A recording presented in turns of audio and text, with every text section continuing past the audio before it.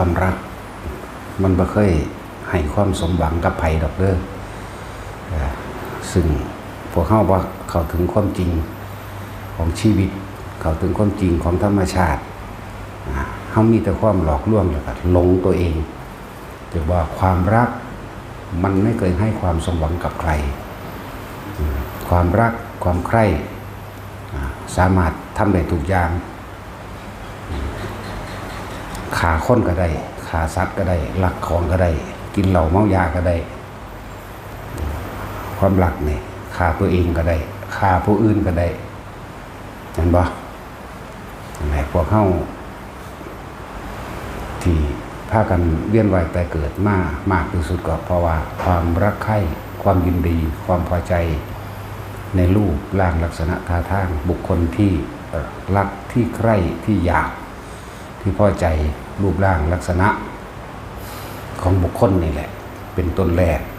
ของสัตว์ทั้งหลายที่เวียนว่ายตายเกิดมากที่สุดก็เพราะว่าความรักใคร่พอใจในกามารมณ์รูปรสกลิ่นเสียงรูปร่างลักษณะท่าทางจมูกอย่างนี้ผมอย่างนี้หุ่นอย่างนี้ปากอย่างนี้ตาอย่างนี้เสียงอย่างนี้กลิ่นอย่างนี้เห็นป่ะแหละดึงดูดเข้าไฟหาไฟฟันจีบกันเพื่อเสียใดมากแล้วก็พากันสร้างจินตนาการว่ารักกันตลอดไปรักนิรันดร์แต่ว่าบ่เคยคิดถึงว่าสักวันหนึ่งเราก็ต้องจากกันคนเฮาการเกิดคือการเริ่มตายการพบก็คือการเริ่มจากคนเฮาถ้าว่าจากกันเป็นก็ต้องจากกันตายอยู่แล้วนี่คือสัจธรรมความจริงที่พวกเฮาบ่เคยคิดพอบ่เคยคิดพอบ่เคยคิดเห็นบ่เคยคิดถึงมีแต่แสวงหาความรักแสวงหาให้คนอื่นมารักตัวเองมันบอกล่ะถ้าบ่มีธรรมะของพระพุทธเจ้าเฮาสิบ่จักเด้รักใดที่จะเสมอด้วยรักตนไม่มีก็เหมือนกันนั่นแหละเหมือนกับคนเห็นแก่ตนจริงๆเด้บัดนี้แต่ว่ามันมีแก่นหลักลึกยิ่งเข้าไปกว่านั้นรักใดที่จะเสมอด้วยรักตนเป็นไม่มีนะโดยทั้งโลกคนก็คือความเห็นแก่ตัวอยากให้คนอื่นมารักตัวเองแต่ตัวเองไม่รักคนอื่นเด้นั่นบ่ล่ะเมื่อความรักใคร่พอใจไม่สมหวังอกหักผิดหวังฆ่าบุคคลที่รักก็ได้ทำร้ายให้ชิบหายเสื่อมทางทรัพย์สมบัติก็ได้หรือหลายๆอย่างที่กันแกล้งบ่ให้เขามีอาชีพที่ดีก็ได้บ่แม่นแค่นั้นมีผลพ่วงกันแกล้งเฮ็ดให้ญาติพี่น้องของบุคคลอันเป็นที่รักเสื่อมเสียชื่อเสียงตลอดทั้งทรัพย์สมบัติก็ได้นั่นบ่ล่ะนั่นแหละถ้าผู้ใดเห็นโทษก็สิเข้าใจซึ่งทุกคนในชีวิตที่ผ่านมาบ่เคยได้ยินได้ฟังสิ่งนี้บ่เคยได้ยินได้ฟังธรรมตั้งแต่เฮาเกิดมาจากพ่อจากแม่ล่ะเลี้ยงมาครับเพิ่นก็เลี้ยงทนุถนอมลูกต้องบอกว่าความรักแม้ในฐานะใดก็ตามมีความรักในฐานะที่มารดาบิดารักลูกโดยความหวังไว้อยากให้ลูกมีชีวิตที่ดีมีอาชีพที่มั่นคงมีผัวที่ดีเป็นคนดีมีเมียเป็นคนดีมีลูกเป็นคนดีมีอาชีพการงานที่มั่นคงนั่นแหละนี่คือความรักในฐานะของมารดาบิดาเป็นต้น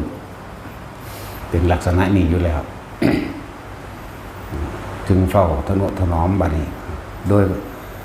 ความรักความปรารถนาความหวังดีของพ่อของแม่ย่อมอดย่อมอดบอกว่าสิอดอย่างอดอาหารมั่งรักษาแพงเงินไว้หวงเงินไว้เพื่อจะให้ลูกส่งลูกเรียนบางทีย่อมทนแม้ถูกรังแกในอาชีพการงานในเพื่อนร่วมงานย่อมอดทนถูกเอาเปรียบก็อดเอาทนเอางานมันหายากนี่เรียกว่าความรักมันทำอะไรได้ทุกอย่างเห็นบ้างล่ะ อดก็ได้ทนก็ได้อย่างสั้นได้ล่ะในฐานะรักในฐานะมารดาบิดารักบุตรถนอมสุดหัวใจของใครของมันในความรู้สึกแล้วก็ปรุงแต่งจินตนาการวาดอนาคตไว้ให้ลูกอีนี่เป็นนี่บักนี่เป็นนี่หรือได้ผัวได้เมียก็ให้เบิ่งดีๆนั่นแหละนี่คือความหลงที่บ่เข้าใจธรรมชาติของชีวิตว่าเกิดมาแล้วต้องตาย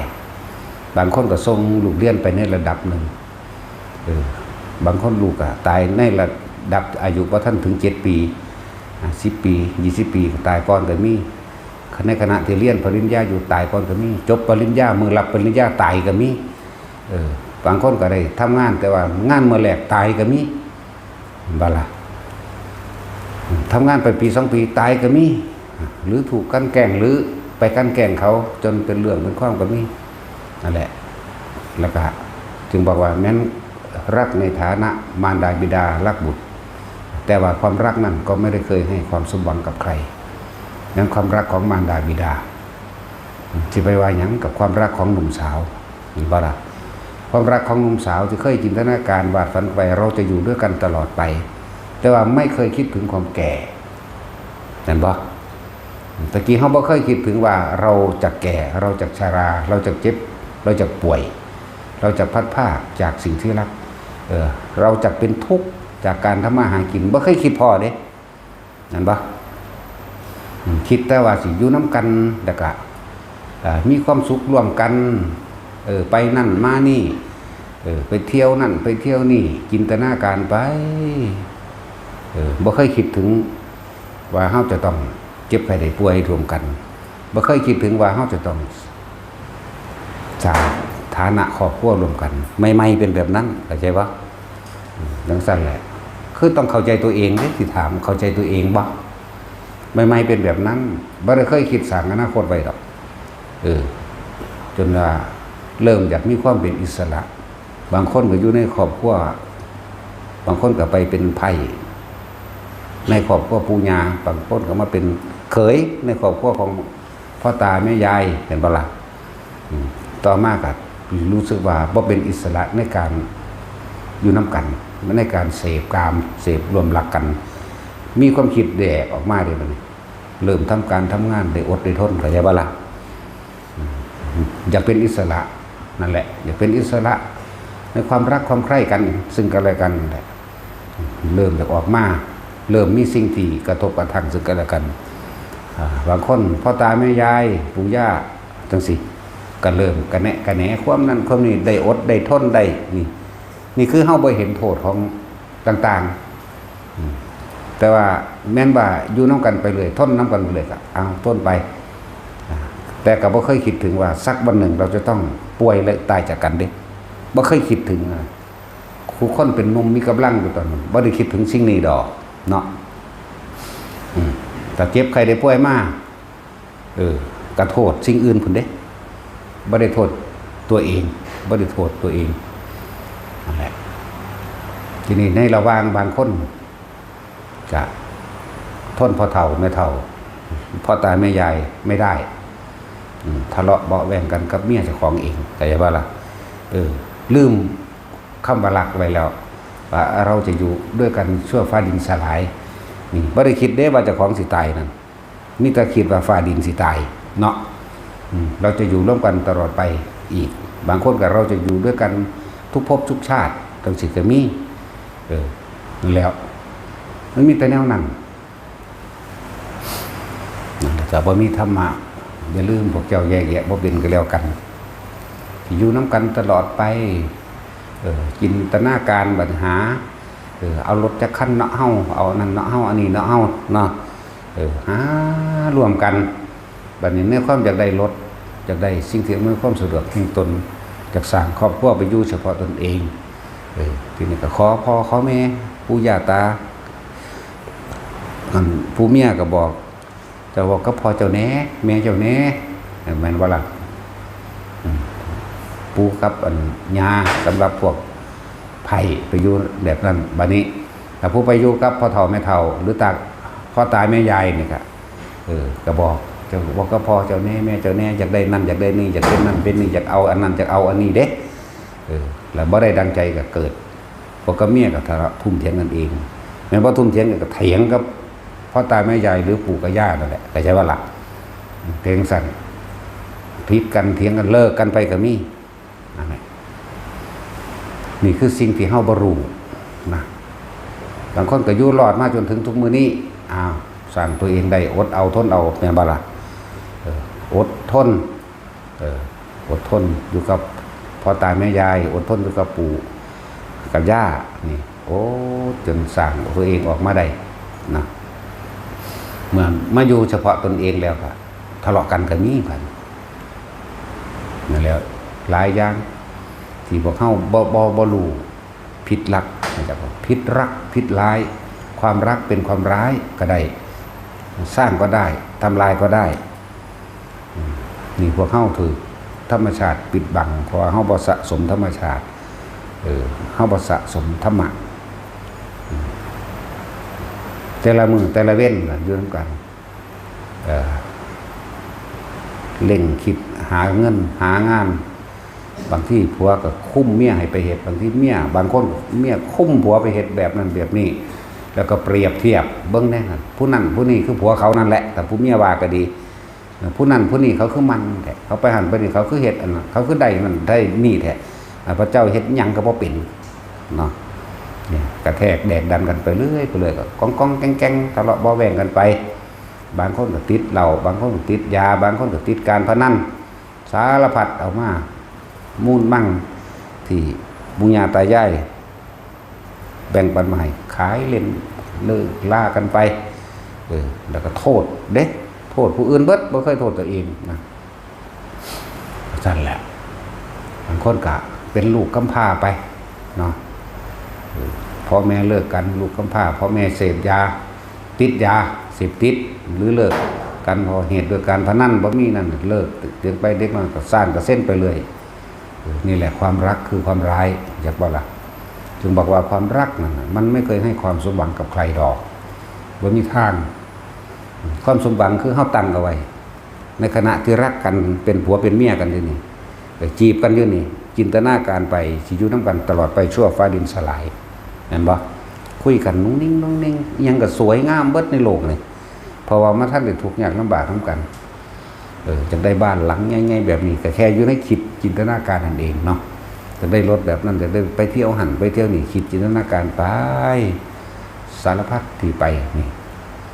อะไรเป็นแบบนั้นจะบอกว่าบางคนกับมักกันจีบกันแต่ว่าบ่ได้กันก็มีมันให้ความสมหวังบ่ได้ให้บางคนจีบกันได้กันเป็นผัวเมียกันแล้วก็บ่ได้ความสมหวังว่าจะอยู่ร่วมกันตลอดชั่วฟ้าดินสลายบ่ในระหว่างเครื่องท่านไปเอาผู้ใหม่ก็มีเข้าใจบ่ล่ะผู้หญิงไปมักผู้อื่นก็มีผู้ชายไปมักผู้อื่นก็มีนี่หาความจีรังยังยืนได้บ่เป็นอนิจจังเป็นของบ่เที่ยงแท้แน่นอนจักคนดอกจึงในความหมายคำว่าความรักมันไม่เคยให้ความสมหวังกับใครเข้าใจบ่ล่ะคำว่าสมหวังนี่ต้องเริ่มคิดเบิ่งมันลืมคำเว้าแล้วล่ะตอนมันบ่ทันได้กันอยู่นำกันแบบจนว่ามันชินชาแล้วนั่นเนาะมันลืมแล้วมันลืมเรื่องว่าเราจะรักกันชั่วฟ้าดินสลายมันลืม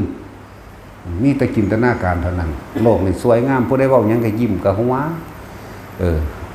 เวลาคิดถึงกันแห้งๆเห็นหมาซื่อๆก็ดีใจเด้เห็นหมาเขาน่ะแม่นบ่ล่ะเห็นญาติพี่น้องเขาก็เหมือนกันดีใจอันนั้นลุงเขาอันนั้นอ้ายเขาน้องเขาหน้าเขาหมาเขาเลี้ยวเบิ่งกันอยู่ไกลๆเห็นสวนเห็นหัวเขาเห็นต้นมะขามอยู่ไกลๆโพ้นดีใจยิ้มไปเด้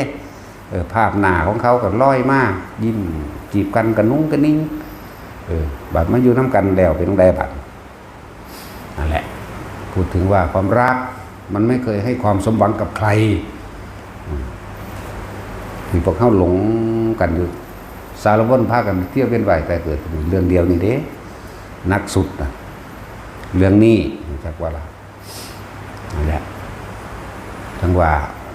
สิรักกันชั่วฟ้าดินสลายบางคนก็ตายมือแต่งงานเนาะ ผู้ผู้ชายสิเดินทางไปแต่งงานกับบ้านผู้หญิงรถส้นกันตายก่อนก็มีบางที่ผู้หญิงที่เดินไปหาอยู่น้ำบ้านผู้ชายรถส้นกันตายก่อนก็มีเกิดอุบัติเหตุถูกยิงตายก็มีถูกอีหยังหลายๆอย่างหรือหัวใจช็อกตายเองก็มีนี่พูดถึงให้มองความรักเป็นความร้ายหรือมันไม่เคยให้ความสมหวังกับใครที่พอเข้ามาพากันนั่งอยู่เดียวนี้เพราะว่าพิษรักทั้งนั้นพอเขามองไปถึงยอดเขามองไปถึงที่สุดในการเกิดคือการเริ่มตายในการพบคือการเริ่มจากทุกคนบ่ได้มีความสมหวังว่าจะอยู่ด้วยกันชั่วฟ้าดินสลายสุดท้ายก็ต้องตายจากกันอยู่ดีไหมคนเฮามันบ่จากกันเป็นเพราะความไม่ถูกใจกันบัดนี้ที่แรกอยู่น้ำกันนี่แม่นบ่จากกันเป็นโกรธเกลียดบ่ได้ดังใจจากกันทบเถียงกันเปรียบเทียบกันบัดเมียเขาคือดีแท้เขาคือเก่งแท้คือนั่นอันนี้บัดผัวเขาคือเก่งแท้ไปเด้นั่นแหละไปเทียบออกข้างนอกทั้งเบิดนะเพราะว่าเฮานี่เรียกว่าราคะแปลว่าความรักใคร่พอใจในรูปในรสในกลิ่นในเสียงนั่นบ่แต่ว่ามองไปเห็นหลากลึก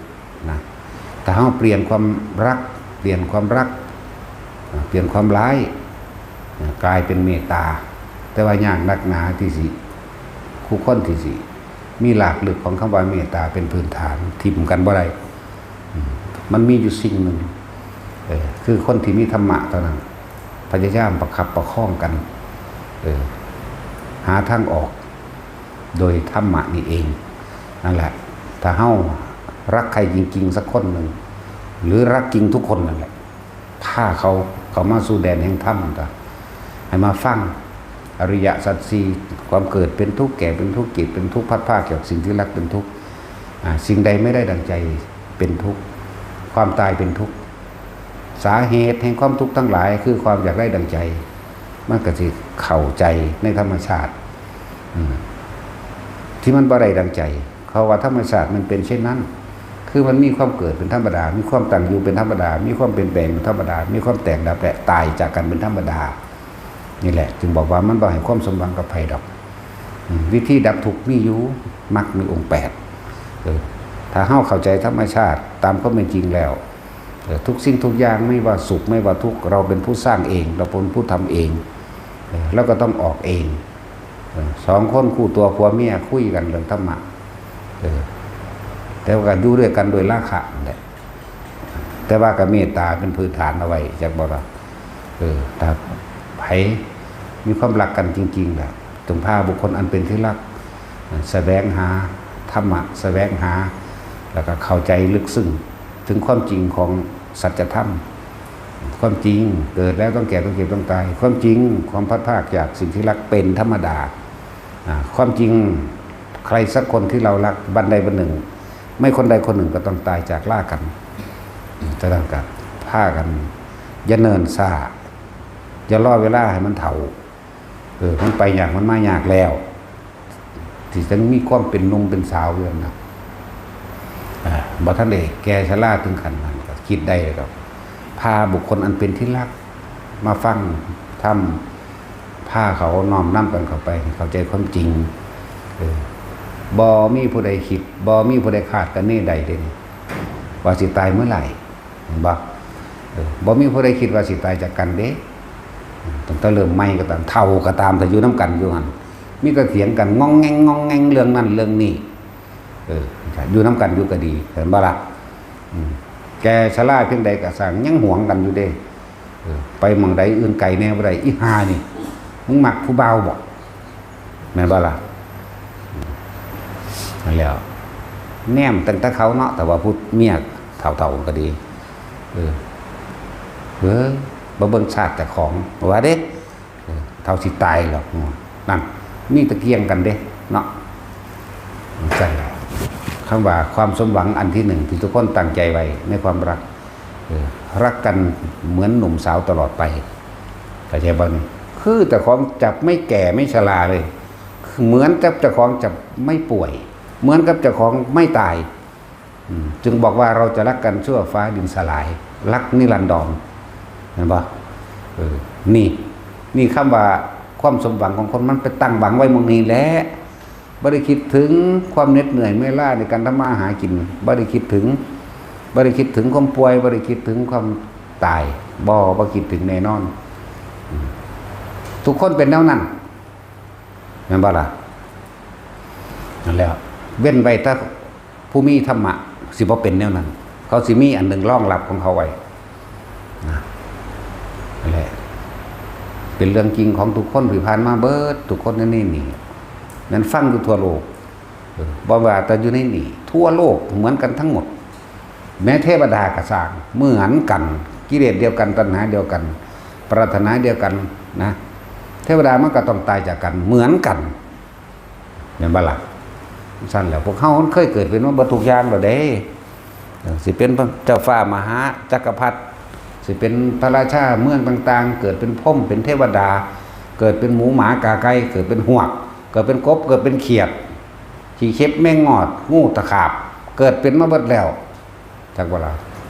และคนเฮาสิบ่เคยเกิดเป็นญาติโดยสายเลือดกันบ่มีจักคนเด้ทั่วโลกเด้บ่แม่นเอาเฉพาะได้นี่บ่แม่นแค่ว่าเรากระทำกรรมใดไว้ต้องได้รับผลกรรมนั้นการกระทำโดยจิตเจตนารวมกันเห็นว่าสมรู้ร่วมคิดรวมกันคือเอามาสมรู้ร่วมคิดกันอยู่นี่มาฟังธรรมมีจุดศูนย์ร่วมทุกคนผู้เดียวมาฟังหลวงพ่ออันนี้เว้านี่เอิ้นว่าสมรู้ร่วมคิดในการกระทำอันเป็นอันเรียกว่ากุศลอกุศลก็เคยเฮ็ดมาเหมือนกันมันจึงดึงดูดเข้ามาหากันสัตว์ทั้งหลายในโลกนี่ที่บ่เคยเป็นญาติเฮาบ่มีเด้หมาอยู่ในนี่ก็เหมือนกันเป็นญาติเฮาเบิดเด้นกกากระรอกกระแตอยู่ในนี่แม้กระทั่งปวก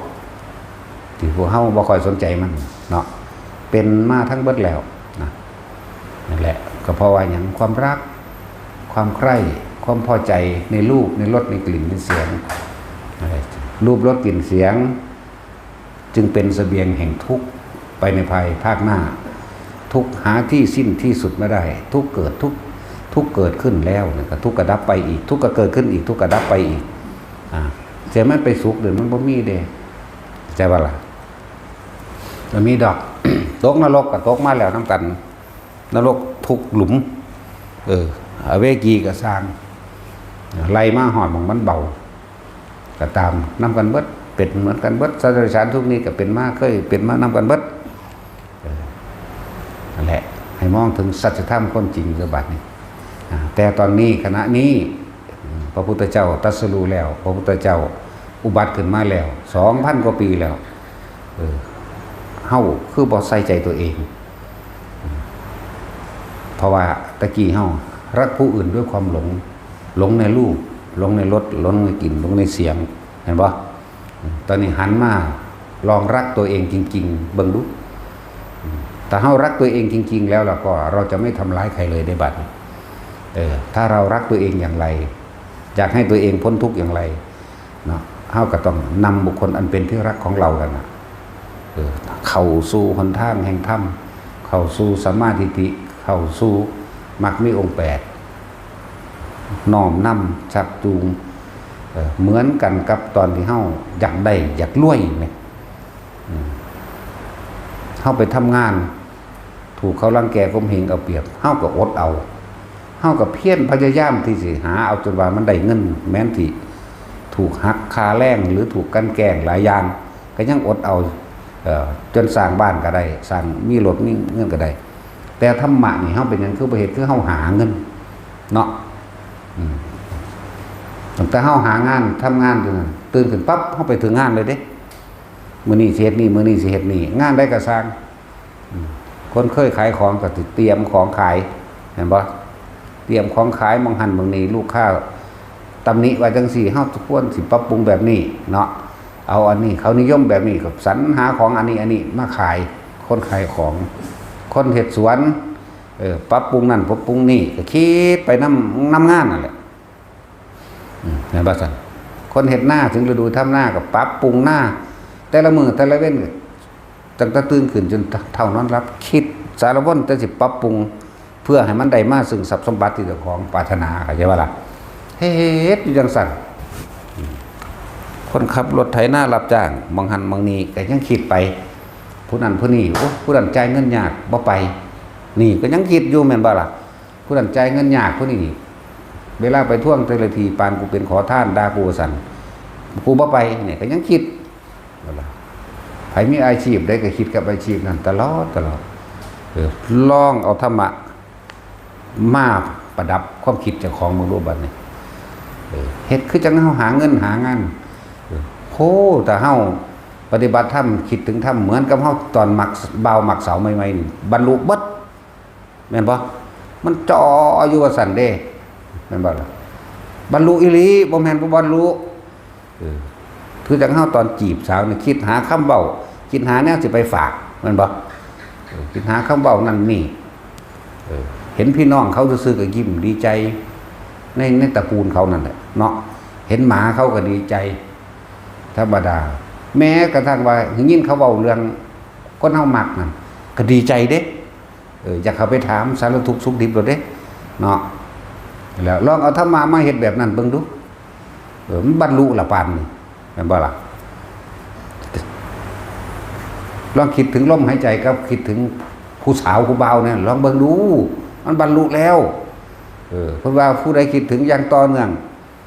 สันตติบ่มีการขาดตอนได้7 มื้อนึงได้ล่ะจังกลางๆตามนั้นก็7 เดือนก็บรรลุได้ล่ะหางคนก็กีบกันที่บ่เป็นบักหลายปีได้ยังได้กันไหมเนาะโอ้ยมันบรรลุแล้วว่าย่างซ่าก็7 ปีไหมแล้ว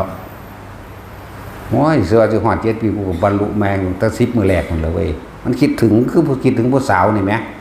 เมื่อใดก็เลยพวกผู้ไส้น่ะจ่ออยู่อันนั้นอันนี้ผู้ใดเห็นอย่างก็ดีไปเบิดในพี่น้องเขาบัดไปอยู่น้ำกันแท้ๆแล้วโอ้ยไม่ต้องห่วง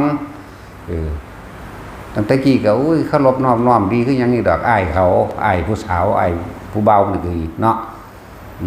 เป็นรู้สึก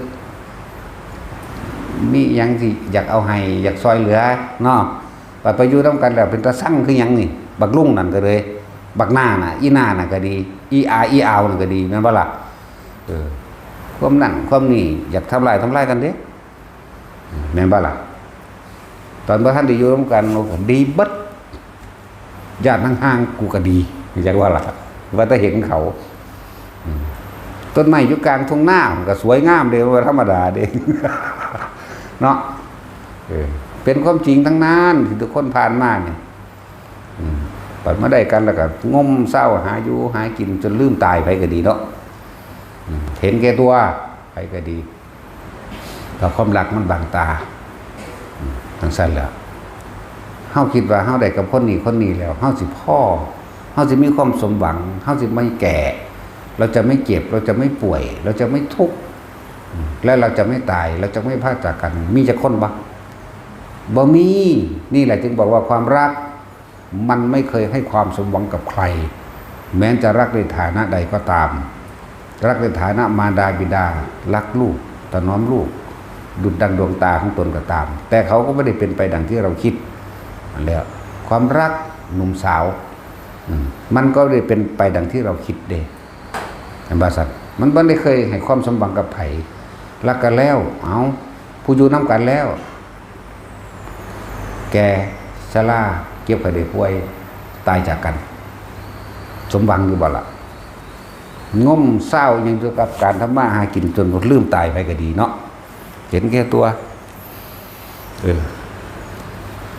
บางคนเฒ่าแล้วก็ยังมาอาลัยอาวรณ์โศกปริเทวทุกข์โศกเศร้าใจรู้ว่าผัวตายเมียตายเฒ่าเพราะสำนึง60-70 ปีเนาะคอยสิอยู่กับไผเจ้าเป็นยังคือทิ่มคอยไปแบบนี้เนาะจินตนาการไปล่ะมองเห็นคนบนฟ้าสักบนหนึ่งเราจะอยู่ได้อยู่ร่วมกันบนฟ้าไปคิดจินตนาการคนที่ รักกันบัดนี้เอาคนที่รักใคร่พอใจซึ่งกันและกันแม้นบ่มีใจออกห่างบ่จากใดผู้ใหม่ก็ตามมีความพอใจซึ่งกันและกันเป็นคู่ผัวตัวเมียที่บ่นอกใจกันเนาะหักกันอันใดก็เอื้อเฟื้อนั่นใกล้กันแต่ว่าบ่เคยเอื้อเฟื้อเรื่องธรรมอย่างวันนี้ข้อนแต่ผู้เมียตายจากผู้ผัวก็โอ้ยกินบ่ได้นอนบ่หลับเป็นบ้าเป็นบอทำร้ายเจ้าของกินเหล้าเมายาบ้ายาหยังปายทั่วที่ประเด็นเป็นคนบ่หายก็หาย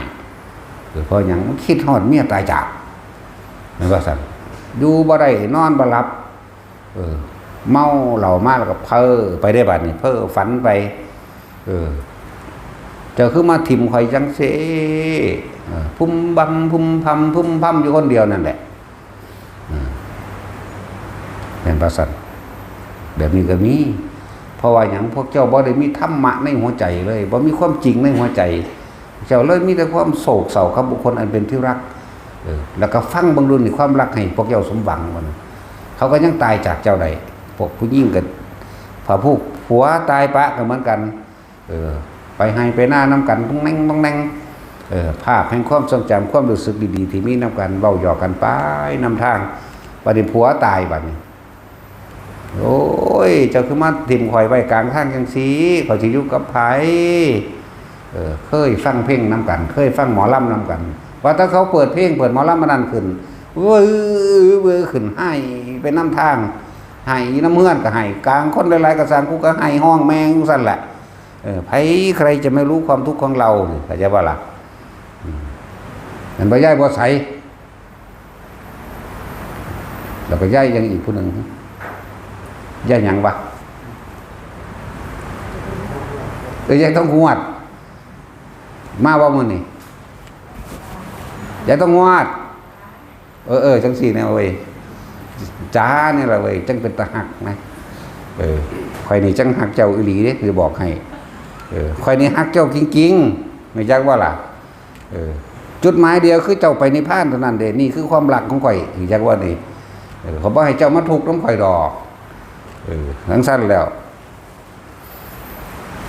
แมนความจริงเด้นั่น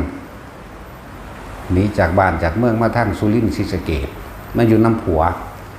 ว่าล่ะผัวตายปะบัดนี้ลูกก็บ่มีเจ้าคือทิ่มข่อยไปกลางทางแท้ข่อยสิอยู่น้ำไผเจ้าคือมาเฮ็ดแนวนี้แม่นบ่ล่ะไล่อาวรณ์นี่แหละคำว่าโสกปริเทวทุกขโทมนัสสุปายาสานี่แต่ว่าโศกเศร้าอะไรอาวรณ์ภาพแห่งความตรึงคิดตรึงใจผัวเมียคู่นี้บ่เคยทะเลาะกันตามใจซึ่งกันและกันเด้เข้าใจซึ่งกันและกันในความรักใคร่แต่ขาดธรรมะจากบ่ล่ะเมตตากับเมตตาด้วยความใคร่อยากในกามว่าไม่เมตตาโดยธรรมมันคนละอย่างกันถ้าเมตตาโดยธรรมมันตรงนี้อุเบกขาเป็นเครื่องขวางเป็นเครื่องเบรกเป็นน้ำธรรมเป็นน้ำสละล้างใจแต่ว่าเป็นธรรมะเบรกความรู้สึกต่างๆไปหน้าผู้เดียวขึ้นไปเทียงหน้าไปเห็นด่ามเสียมผัวเฮ็ดไว้ขึ้นโอ้ยมันจะขาดตัวตายน้ำคนนี้มันบ่ธรรมดาเด้มันบ่ใช่ต้องงวดจังซี่ได้ไหมเว้ยมันต้องสารภาพความจริงเด้เห็นด้ามหมักจกหมู่ปลงใส่ด้ามหมักจกบัดกองกดกองให้วื้อธรรมดาเด้นั่นแหละผู้ใดเคยคิดถึงความรักบ่ว่าถึงความสมหวังกับไผพอนั่นแหละเป็นชีวิตจริงของแต่ละคนแต่ทุกคนก็บ่เคยคิดถึงความจริงแล้วสักวันหนึ่งเราจะตายบ่เป็นโตเด้สักวันหนึ่งเราจะโตเด้มิแต่เราจะตายเท่านั้นเด้นั่นแหละจังว่าให้คิดเบิ่งคือหน้าดีๆเลยผัวตายจากนั่นแหละเพราะว่าพวกเจ้าบ่มีธรรมะสาวาพากันเข้าวัดตามประเพณีไปเวียนเทียนเอาดอกไม้ให้กันอธิษฐานรักกันสุดก่อนเนาะรักกันชั่วฟ้าดินสลายเด้เวียนเทียนกันหยอกกันนุ่งนิ่งไปเนาะเจ้าอธิษฐานว่าจังใด ข้อยก็สิขอมีเจ้าผู้เดียวนี่แหละข้อยจะบ่มีไผอีกดอกเด้เนาะ โอ้ยข้อยก็คือเจ้านั่นแหละบ่ต้องถามดอกเด้ไปจะไปนอนอยู่เฮือนมื้ออื่นสิเฮ็ดหยังเฮาเด้เนาะเฮ็ดปลูกแตงโมบ่ปลูกข้าวโพดบ่ปลูกบักทั่วดินบ่หรือเฮาสิเฮ็ดหยังลงมันสับปะหลังบ่หรือเฮาสิเอาอย่างคือก็โอ้ยทุนบ่มีนี่คิดไปเรื่องพุ่นเด้นั่นแหละลูกก็บ่มีบัดนี้บางคนเนาะให้นำกันจะขึ้นเมื่อบ้านก็ขึ้นเมื่อบ่ได้ญาติพี่น้องเขากับมีครอบมีครัวมีลูกมีหลานมีนั่นมีนี่อีกแล้วมันบ่แก็บใจมันได้ชินมันได้ติดในสถานที่นี้แล้วได้เข้ามาสู่ตัณหานี่คือความอยากในจุดนี้แล้วได้เข้ามาสู่อาหารในถิ่นฐานนี้แล้วได้เข้ามาสู่เลือกสวนไรหน้าแทนนี้แล้วมีความผูกพันในตัวนี้ไปบ่ได้ได้อยู่ได้อดได้ทนเอาอยู่หม่องนี้ละจริงๆก็อยู่สบายอยู่ดอกแต่ว่ามันขาดคนใดคนหนึ่งจากไปจากชีวิตเนาะขาดบุคคลอันเป็นที่รักนั่นแหละนั่นแหละเขาเปิดผู้ใหญ่บ้านเขาเปิดหมอลำก่อนสิประกาศข่าวไปถือเพลงที่เคยได้ยินได้ฟังนำกันให้กองกองกอยอยู่บ้านนี่แม่นบ่ล่ะมันเป็นธรรมดาเด้เรื่องนี้เสร็จทำส่งคือสิลืมเนี่ยหังบ่ลืมดอกความจริงว่านั่นแต่ว่ามันมีแนวกระตุ้นเตือนเสียงเพลงเคยไปจีบกัน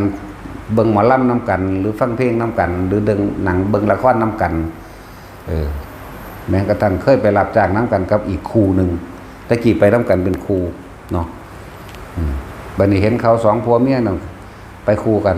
ทั้งแต่ของกันผัวตายหายเบ้อขึ้นเห็นบ่ภาพเป็นความทรงจำเกิดขึ้นความคิดจินตนาการความคิดโศกเศร้าเกิดขึ้นให้ห้องถึงชีวิตที่เคยอยู่ร่วมกันอันใด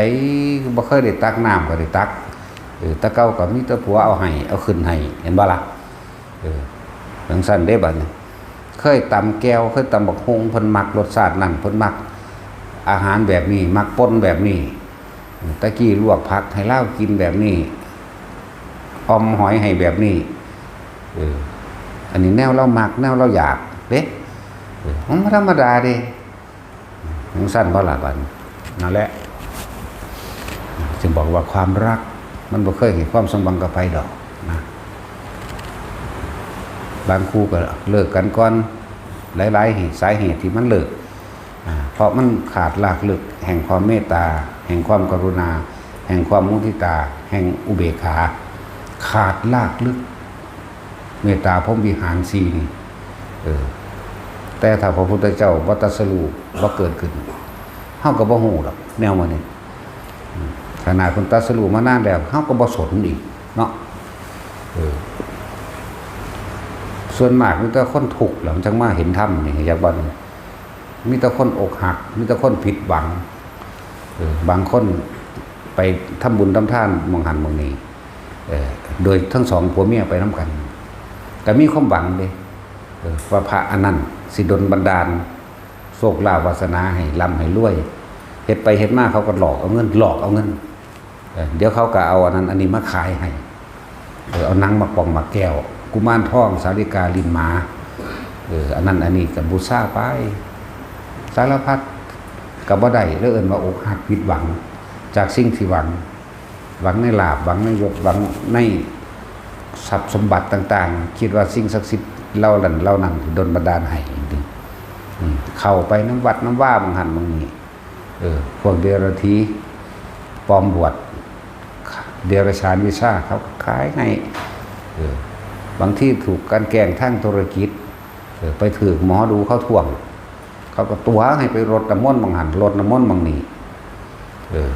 บางที่เขาก็บอกให้ไปท่า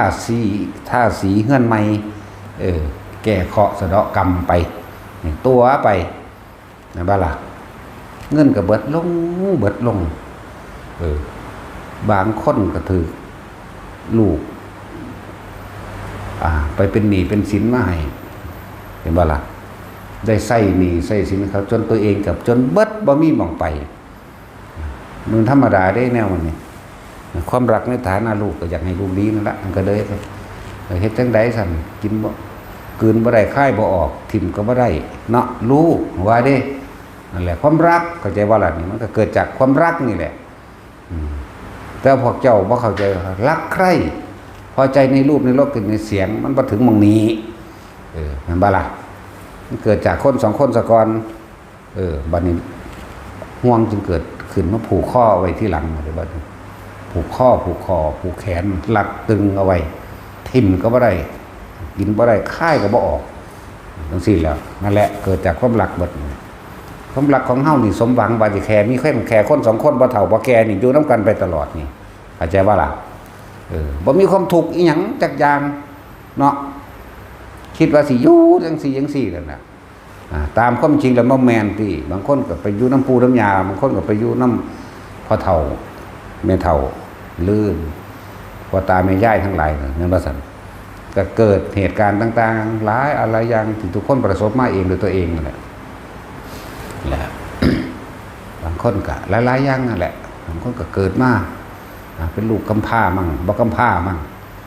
ที่จริงเฮาสิเป็นลูกกำพร้าเบิดน่ะเพราะแม่ตายเบิดอยู่นี่เนาะมันสั่นแล้วบางคนกับกำพร้าลูกบ่แม่นตะลูกกำพร้าเด้เนาะแต่จุ้ยนี่กำพร้าลูกได้นี่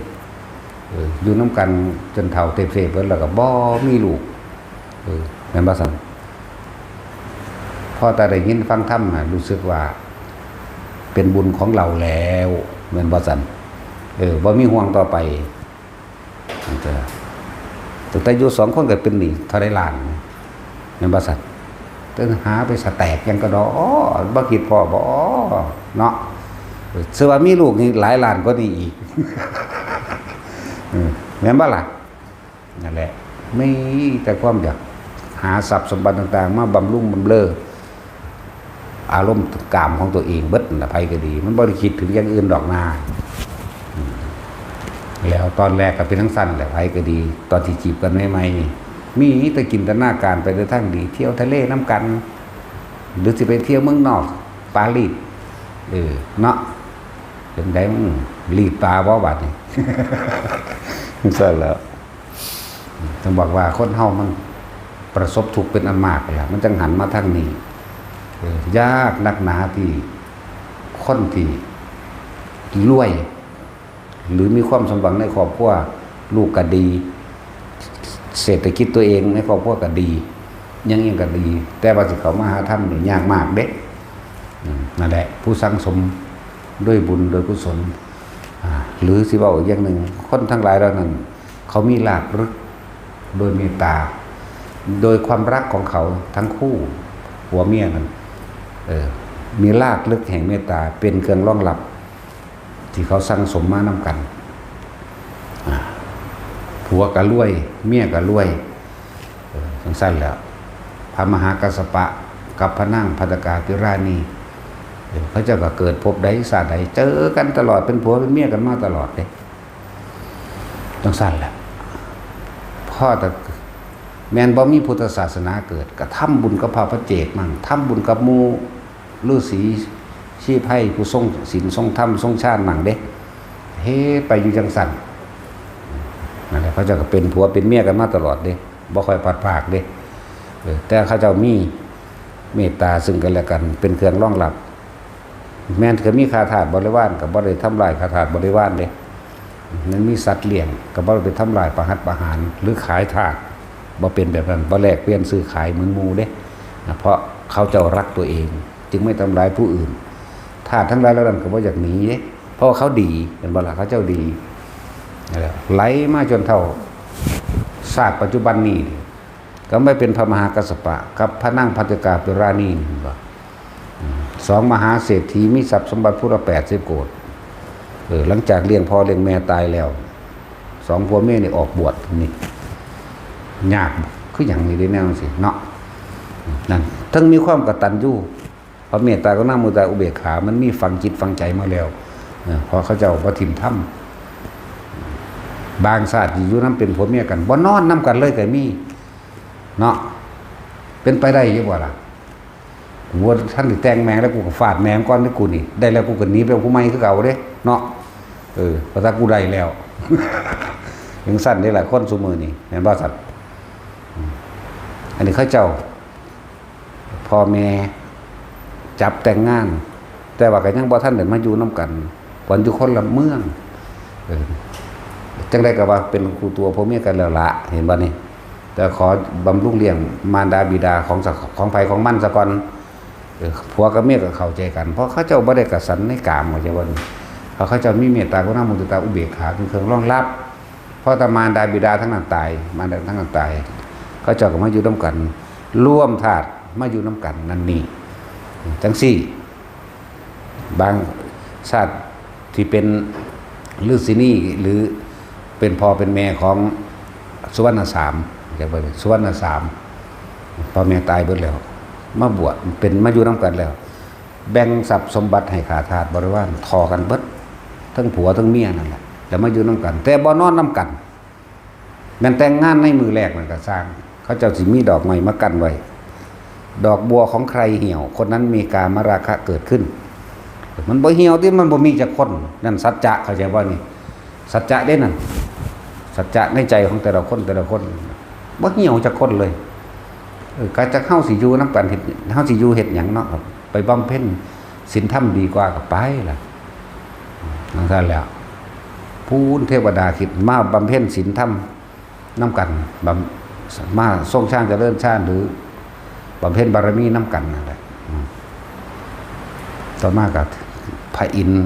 ว่าเอาพวกนี้ทิ่มขาทาสบริวารแล้วตามธรรมดาขาทาสบริวารเขาก็เห็นแก่ตัวของเขาอยู่แล้วล่ะเขาจะว่าล่ะเขาก็อยู่โดยครอบครัวไปครอบครัวมันสิหาคนสิกตัญญูกลับมาดูแลผู้เป็นเจ้าของสมบัติเก่าให้หรือผู้มีคุณยากแต่พระอินทร์เล็งเห็นสองผัวเมียเฒ่าแก่ชรามาแล้วสิบ่มีไผเบิ่งเด้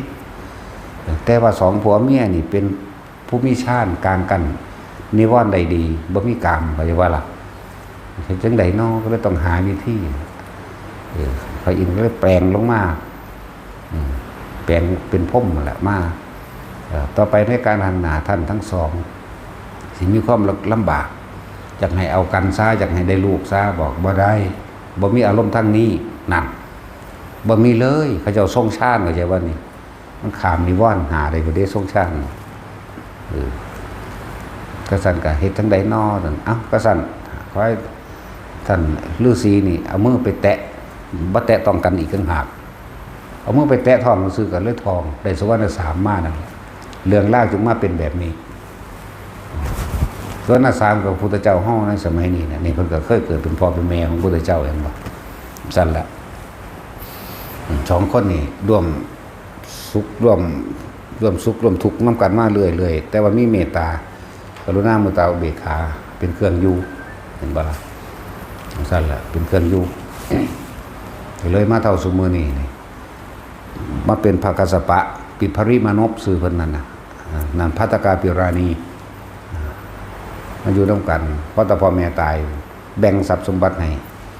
หมู่ขาทาสบริวารทอกันหนีออกบวชบ่ภกัสสปะ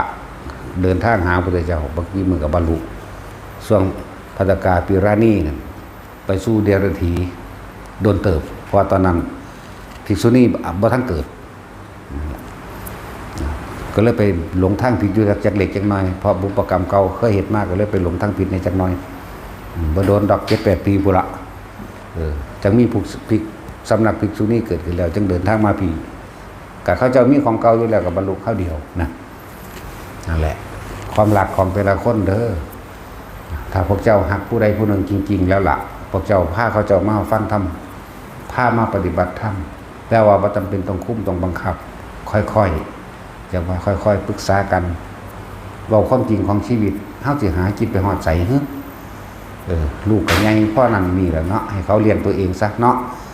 บ่แม่นว่าเฮาสิเอาจังสิดันจังสิจนเขาเลยเป็นพ่อแม่รังแกฉันง่อยไปเบิดแล้วคิดหยังก็บ่ออกอันนี้ก็พ่อแม่แล่นลัดอันนี้ก็พ่อแม่แล่นลัดอย่างนั้นบ่ล่ะเลยเกิดกลายเป็นเฮ็ดหยังก็บ่ได้ลักษณะว่าเหมือนกับพ่อแม่รังแกฉันบ่ให้เขามีอิสระในการ ในความคิดในการกระทำของเขาแต่โลกก็เป็นไปตามกันวิแล้วก็คือบ่เอาล่องตัวนี้มาตัดออกเบิ่งแน่นั่นบ่ล่ะนั่นแหละก็ผ้าบุคคลอันเป็นที่รักผัวเมียฟังธรรมน้ำกันเขาธรรมะน้ำกันคอยฝึกหัดปฏิบัติไปน้ำกันก็นั่นสิแล้วอย่าต้องหวดเห็นบ่อย่าต้องหวดเจ้าหูจักบ่ว่าคอยหักเจ้า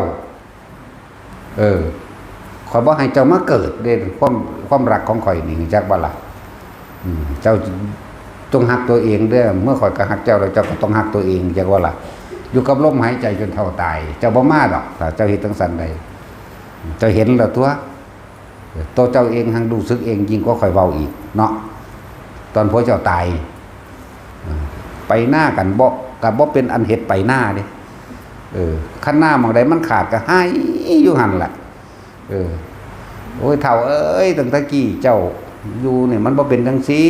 เด้แม่นเด้ล่ะนั่นแล้วปิ้งปลากินอยู่ผู้เดียวมันสิแซ่บบ่มีผัวกินนำแม่นบ่ล่ะผัวตายสมหวังบ่บาดน่ะตัวความรักมันไม่เคยทำความสมหวังให้กับใครดอกนะถ้าฮักกันนะเฮ็ดจังได๋เขาก็ต้องตายจากกันอยู่แล้วนี่เป็นหยังคือบ่ตายโดยบ่ต้องมาเกิดอีกซะเป็นหยังจังบ่ได้ห่วงอีหยังกันอีกเนาะมันตายอยู่แล้วเด้คนนี่หมาก็ตายบ่ว่าแต่คนแม่นบ่ซั่นนี่คือธรรมะนี่คือความจริงนี่คือพระสัทธรรมที่สัตว์ทั้งหลายได้รับรสแห่งชีวิตแบบนี้ทุกๆคนอยู่แล้วเด้บ่ได้เกี่ยวกับศาสนาเลยเรื่องนี้จากบัดนี้ศาสนาใดมันสิไปรองรับความเจ็บปวดให้กันได้แม่นบ่มีถูกน้ำร้อนก็ร้อนเอาเองคือเก่า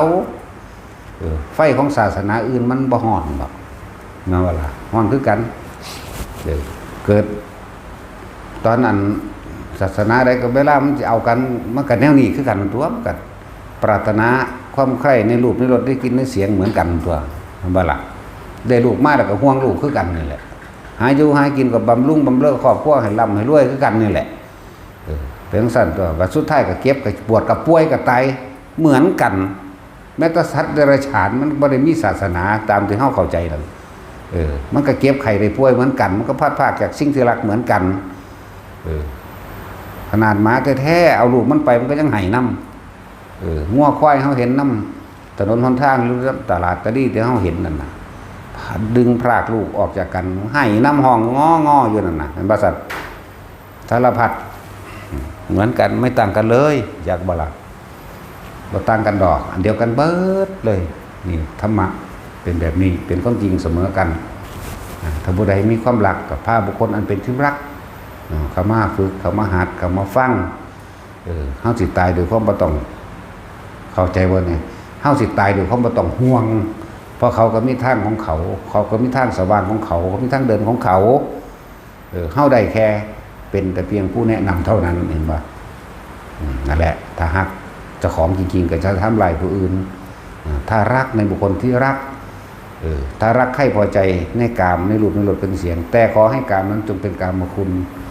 สร้างประโยชน์จึงเรียกว่ากามคุณแต่เราคนมิตรกามโทษก่อนสิรู้กามคุณจะต้องรู้ธรรมะเท่านั้นพระพุทธเจ้าพระตรัสรู้ในมืดบอดปึ๊ดไผก็ดีบ่จักคำว่านิพพานอยู่ใสแบบใดบ่ฮู้จักอนิจจังทุกขังอนัตตาบ่ฮู้จักคนเฮาทุกข์เพราะความคิดบ่ฮู้จักเหตุแห่งสัตว์ทั้งหลายเวียนว่ายตายเกิดคือปฏิจจสมุปบาททั้งหลายนี่แต่ความหลงมัวเมาหาอยู่หากินเห็นแก่ตัวพ่อรักได้มาปั่นครอบครัวตัวของกินก็รักพ่อรักได้ไม่เห็นแก่ตัวพ่อรักได้แบบใดก็เอามาอวดมาอ้างมูก็เฮ็ดไปเนาะเกิดมาแต่ละมื้อแต่ละเว้นหาอยู่หากินอยู่เจ้าของแต่ว่าไปเบียดเบียนผู้อื่นพร้อมแล้วเพราะมันเจ้าของแบบเดียวทั้งสั้นล่ะมันพอดเป็นตะตื่นได้แล้วละพวกเขาก็ผ่านยังมามากอ่ะนะตื่นจากความฝันตื่นจากความจินตนาการได้แล้วเพราะทุกคนสิหนีบ่พ้นความตายนี่หนีบ่ได้เด้เจ้าจิรักบุตรอันเป็นสุดที่รักยิ่งกว่าดวงตากับฉันกอดเอาไว้อยู่มันก็ตายคือเก่าถ้ามันตายรักในฐานะใดก็ช่าง แต่ว่ามันไม่เคยให้ความสมหวังกับใครเฮาหักยาเฮาบ่อยากให้ยาเฮาตายแล้วก็ตายคือเก่าเฮาหักพ่อหักแม่เฮาบ่อยากให้ตายคือเก่าเห็นบ่ล่ะพอใหญ่แม่ใหญ่เฮาก็หักคือกันอยากเห็นอยู่จังสั่นอยากให้จีรังอย่างยืนอยู่จังสั่นเด้อยากเห็นเล่าพอใหญ่แล้วสิมักจูบหัวปลาจูบหัวปลาจุดจิตเอาแก้มปลามาเอาใส่มันจังสิกินเด้เฮาอยากเห็นอยู่จังสั่นแต่ว่ามันก็เบิ่นไปดังที่ใจเฮาคิดมันก็ตายคือเก่าหรอกนะนั่นแล้วนั่นแหละความจริงแสดงอยู่ตลอดเอาโลดเนาะว่าตื่นได้แล้วจงพาบุคคลอันเป็นที่รักเข้ามาหาแสงสว่างแห่งธรรมนั่นแล้วแม่นบ่ล่ะถ้าหากผู้ใดก็เฮ็ดจังสั่นตัวไผก็ดีนำกันเข้ามาบอกพระพุทธเจ้าเฮาก็พระนางพิมพากันข่าวข้ามก้าวข้ามความทุกข์ไปด้วยกันนั่นแหละพระภัตตกาภิราณีกับพระมหากัสสปะก้าวข้ามไปนำกันพระมหากัปปินะกับพระนางอนุชาก้าวข้ามไปนำกันแม้พระโมคคัลลากับนางอีหยังล่ะขนาดพิษเถียงกันมาเรื่อยเด้สุดท้ายแล้วว่านํเอากันจนได้คือเก่าอยู่นั่นแหละก็ถือว่าเป็นบุคคลที่รักอยู่คือเก่าเด้จังสั่นจะเล่าสื่อวางใดลืมสื่อแล้วล่ะว่าเล่าตกนรกอยู่โดนโหดนั่นก็เลยกันยังเอาสุดท้ายได้ยังศาสตร์สุดท้ายหลอกพระโมคคัลลาขึ้นไปอยู่ในสันทิเกตของปราสาทนั่นตัวกระใส่เจ้าเล่ห์ม่านยาแก้เสื้อแก้ผ้าออกเบิ้งเหตุท่าทางยั่วย้วนคนนั้นคนนี้แต่เพิ่นก็นิ่งเพิ่นก็เฉยเพิ่นบ่หวั่นไหวแล้วในสุดท้ายแล้วเพิ่นก็แสดงธรรมนั่นมาเพิ่นก็บอกอดีตชาติให้ฟังเธอเคยทำร้ายตัวเองมามากแล้วแล้วเล่าสู่วันใดล่ะลืมซื้อแล้วล่ะคือสิคิดออกหังบ่ออกนะสุดท้ายแล้วครับนำธรรมะที่พระโมคคัลลาแสดงไปบวชเป็นภิกษุณีบรรลุอรหันต์ได้จังสั้นแล้วนั่งโกกีฬากับพระอานนท์ความรักนี่เก็บบวชแต่ว่ากับประคองกันมาตลอดเด้อล่ะสุดท้ายแล้วนั่งโกกีฬาบรรลุก่อนพระอานนท์อีกโอ้มันเป็นธรรมดาเด้ความรักใคร่พอใจนี่เนาะพระอานนท์มากับเน้นนั่งโกกีฬากำลังตักน้ำอยู่ริมห้วยมาดูก่อนน้องหญิงอาตมาขอน้ำจากน้องหญิงได้ไหมสันเงยหน้าขึ้นมาเห็นกันเท่านั้นแหละโอ้ยพวกนี้กับบาดหลุดเพราะผู้ดีพวกนั้นกับกระตาน้ำหลุดไปปางเน่นน้อยหิวน้ำหลวงพี่ผมหิวน้ำแล้วเด้สันถึงมาซึ่งเมื่อวานกันมันสิตายแล้วได้คนนี่จังเพอพิเวกันมาฮะเดี๋ยวว่าเด้จังเอาน้ำให้กันกินนั่งโกกีฬากันนั่ไปหอดวัดผู้เด้ธรรมดาบ่นั่ไปหอดวัดพออยากอยู่ไกลพอความรักแต่เล่ากันรักใคร่ในรูปในรสในกลิ่นในเสียงเด้ทั้งสั้นแล้วบวชกับบวชเพื่อยังบวชเพราะว่าอยากได้พระอานนท์เป็นผัวแต่ว่าพระอานนท์ถึงมีความรักที่มีเมตตาก็น้ามือตาแฝงอยู่ในใจอยู่แล้วพระอานนท์บ่ได้แบบหวังครอบครองเป็นเจ้าของบ่ได้หวังครอบครองเพื่อสิสนองตัณหาเจ้าของเด้บ่ได้เอาเพียงลำพังผู้เดียวเอาเบิดทุกคนเข้าใจว่าล่ะแต่เอาธรรมะได้ให้นั่นแหละแต่ขนาดนั้นความจริงก็บ่แม่นธรรมดาคือกันเด้อนั่งโกกีฬาบวชเขาแล้วทำทาป่วยเนี่ยเฮ็ดผิดอาบัติเข้าใจว่านี่ถ้าสิเว้าเรื่องผิดอาบัติเสแสร้งแกล้งทำทาอยากให้พระอานนท์เอายาไปให้มั่งอยากอันนี้มั่งจนเขารู้เรื่องหลายอย่างจนพระอานนท์ก็แต่ก็ไปเพราะมันมากอยากว่ามันมีมากแต่ก่อนแล้วนะหลายอย่างแล้วเฮ็ดผิดในหลายอันผิดจังหนักก็มีนะแต่ว่าพอถึงขันนั่นเฮ็ดผิดหลายขันหลายแบบสี่ตัวของพระพุทธเจ้าธรรมดาบ่สุดท้ายแล้วมันจาก10 กว่าปีพุ่นบ่17 ปีพุ่นเด้พระอานนท์กับพ่อพระอานนท์เด้วันธรรมดาเด้ได้นั่นเดี๋ยวเอาความหลักพระอานนท์ก่อนทางเธอกูก็อยากลอยไปหาอยู่อยากว่าล่ะเอาสบอยู่เด้เข้าใจว่าล่ะแล้วก็กัดกลุ่มใจเพราะเล่าเพื่อกันเด้ บ่เป็นอันหลับอันนอนเหมือนกัน บางที่ดูแลพระพุทธเจ้าบางที่ก็พลาดเผลอไปก็มีเด้นั่นเห็นว่าความรักตรงนั้นก็ดีแต่ว่าใครแน่เรามีอุเบกขาตัวหนึ่งเป็นเครื่องหามเมตตากรุณามุทิตาอุเบกขาที่มีอยู่ในใจเรื่องส่วนตัวกับเรื่องส่วนตัวกดไว้บอกแล้วแอบไปจีบกันก็มีอยู่ดีอยู่ข้างสระน้ำอยู่ข้างสระบัวหรือธรรมดาบอกตูแต้วก็เทศแล้วเทศอีกว่าเทศแล้วเทศอีกก็ทำแล้วสุดท้ายหนีไปอยู่เมืองอื่นไกลๆปูนแต่ทั้งเมืองอุชินีทั้งไกลๆเฮ้ยเจ้ากรรมนายเวรเลยที่ธรรมดาบอกก็มีเรื่องอีกให้พระอานนท์ไปนั่นไปเห็นกันอยู่ริมสระน้ำอีกมันวูบวาบช็อกเข้ามาหมดเลยว่าธรรมดาเลยนั่นแหละจึงเห็นโทษเห็นว่าเห็นโทษสุดท้ายแล้วก็หันเข้ามาฝึกภาวนาลมหายใจของเจ้าของเองจังบรรลุได้นาน17 ปีก็ดอกนั่งโกกิลาบรรลุก่อนเด้โอ้บ่เป็นธรรมดาเด้เนี่ยมื้อนี้เนาะเคยทุกข์เคยยากเคยลำบากมานำกันบางชาติบางสมัยก็ไปเกิดเป็นนกนำกันทั้งคนละสายพันธุ์เนาะพระอานนท์เป็นนกแขกเต่าเด้นั่งโกกิลาเป็นนกสาลิกาไหมเชิญกันก็ได้เด้นกคนละสายพันธุ์ก็ดีเนาะนั่นแหละก็ดีเชิญกันละตัวเขาเด้ถ้าพี่ไม่มีน้องยังคนละจีบกันเด้ที่คงจะใจขาดตายในวันนี้